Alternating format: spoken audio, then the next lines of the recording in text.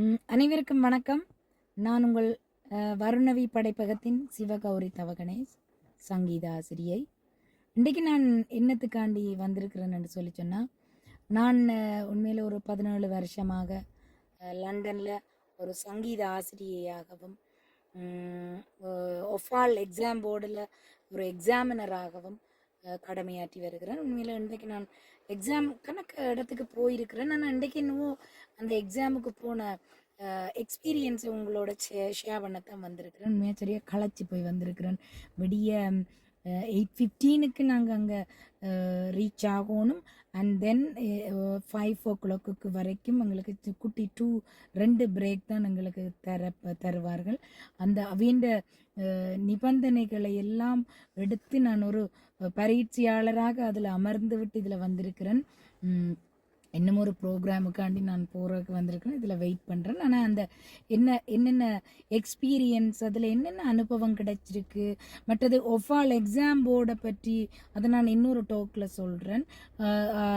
இதில் என்ன கிடைச்சிருக்குன்னு சொல்லி சொன்னால், உண்மையாக நான் ஸ்ரீலங்காவில் ஆசிரியராகவும் நான் கடமையாற்றி இருக்கிறேன் சங்கீதத்துறையிலே. ஆனால் இங்கே வந்து எனக்கு ஒரு ஆசிரியராக கடமையாற்றுறதுல ஒரு சேலஞ்சஸ் இருக்குது. என்னென்னு சொல்லி சொன்னால், ஸ்ரீலங்காவில் வந்து பேரண்ட்ஸ், இப்போ அதாவது ஸ்டூடெண்ட்ஸ் வந்து ஆசிரியர் எக்ஸாமினர்ஸுக்கு பயப்படுற ஒரு தன்மை இருக்குது. அவை ஏதாவது கேட்டுடுவினமோ, நாங்கள் ஏன் நீ அதை படிக்கல அப்படி என்று சொல்லி அவையில் நாங்கள் ஒரு கோபத்தோட எங்கண்ட முகத்தை ஒரு கோபமாக வச்சுன்னு பார்த்தா கூட அங்கே அது பெரிய பிரச்சனை இல்லை. ஆனால் இங்கே வந்து நான் ஒரு எக்ஸாமினராக இருக்கேக்குள்ளே எனக்கு இங்கே எல்லாம் எங்களுக்கு கணக்க சட்டங்களுக்குள்ளே நாங்கள் இருந்து ஒர்க் பண்ணுறோம். காரணம் என்னென்னு சொன்னால், அவர்கள் எங்களுக்கு வந்து அந்த ரூல்ஸுகளை சொல்லுவார்கள். இங்கத்தையான் டீச்சர்ஸ் எப்படி பிள்ளைகளோட ட்ரீட் பண்ணணும். உண்மையாக நானெல்லாம் போயிருக்க எங்களுக்கெல்லாம் சொல்லுவார்கள் செமினாரில், நீங்கள் வந்து ஒரு பிள்ளை நல்லா செஞ்சால் கூட உங்களோட முகத்தில் காட்டி கொடுக்கக்கூடாது. அந்த பிள்ளை அந்த கரெக்டாக செய்யலைன்னு சொன்னால் கூட உங்களோட முகத்தில் காட்டி கொடுக்கக்கூடாது. ஆனால் உங்களோட புள்ளியில் மட்டும் காட்டி கொடுக்கலாம். அதைத்தான் நான் உண்மையாக செய்கிறேன். நான் என்னென்று சொன்னால், நான் ஒவ்வொரு பிள்ளைகளையும் எந்த பிள்ளை மாய்த்தான் நான் பார்க்குறேன். நான் எந்த பிள்ளை உண்மையில் ஒரு ஆம்பளை பிள்ளை எக்ஸாமுக்கு வந்தால், உண்மையில் ஆம்பளை பிள்ளைகளை மியூசிக் படிப்பிச்சு அவையில் எக்ஸாமுக்கு கொண்டு வரன்றது ஒரு சரியான ஒரு ஒரு சவாலாக இருக்கிறது. எனக்கு உண்மையாக இன்றைக்கெல்லாம் ஒரு ஒரு ஆள் வந்திருந்தோண்டு அவன் உண்மையாக பாடினா, நான் நாங்கள் எக்ஸாமினராக இருக்கேக்குள்ள எங்களோட ஒஃபால் வந்து என்ன செய்வினோம்னு சொன்னால், ரெண்டமாக கொஞ்சம் ரூமுக்குள்ளே ஒரு உண்மையில் எனக்கு அந்த எக்ஸாமுக்கு போய்க்கு ஒரு இமிக்ரேஷன்கிட்ட நாங்கள் போய் ஒரு இதன்ற ஒரு பயம் ஒன்று இருக்குது. பிள்ளைகளுக்கு பயப்படுறோம், அவைன்ற சட்டத்திட்டத்துக்கு ஏற்ற மாதிரி நாங்கள் ஒர்க் பண்ணணுமென்று பயப்படணும், ஃபோன் யூஸ் பண்ணக்கூடாது. அதை விட அவையில் எங்களை செக் பண்ணுவார்கள், எப்படி நாங்கள் எக்ஸாமின் பண்ணுவோம்ண்டு. அப்போ அந்த டைமில் என்னையும் பக்கத்தில் இருந்த டீச்சரையும் டெஸ்ட் பண்ணுறதுக்கு ஆடிட்டர் மாதிரி என்ற டீச்சர் வந்துட்டு அவள் எனக்கு தெரியும். நான் இதில் நேம் மென்ஷன் பண்ணியில்லை.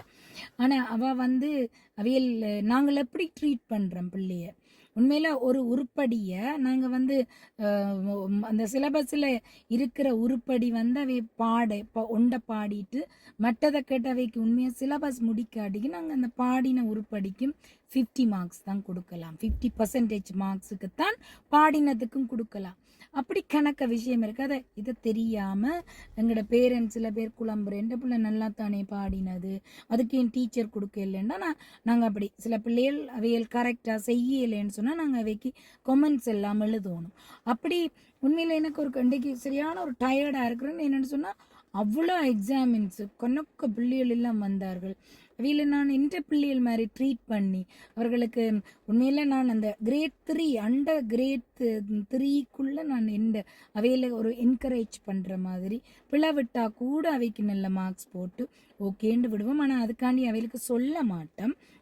ஆனால் கிரேட் 3க்கு மேலே சரியான ஒரு ஸ்ட்ரிக்டாக மார்க்ஸில் பார்ப்பேன். காரணம் அது எங்களை எல்லாருக்குமே இருக்குது.